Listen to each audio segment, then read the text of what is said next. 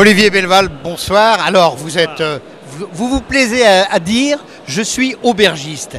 Je suis un aubergiste parce que pour moi, la restauration, c'est un travail d'accueil, de cuisine, de sérieux.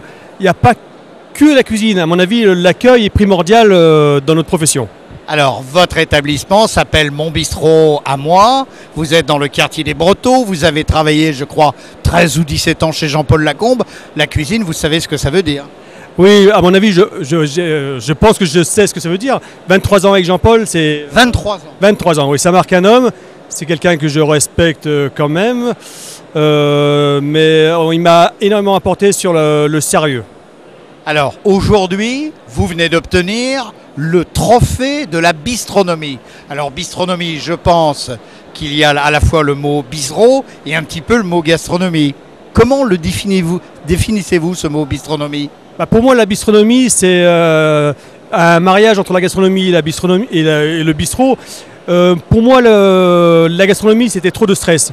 Donc, il me fallait quelque chose professionnel, mais où je pouvais allier le plaisir sans me prendre la tête et trop réfléchir. Là. Enfin, chez vous, il y a quand même des produits de qualité, une cuisson toujours top, un assaisonnement parfait, et puis quand même la petite touche du chef. Alors, où s'arrête le côté bistrot de la chose et où commence la gastronomie? Parce qu'on a parfois dans vos établissements, et chez vous en particulier, l'impression d'être dans un restaurant gastronomique, mais avec la convivialité du bistrot.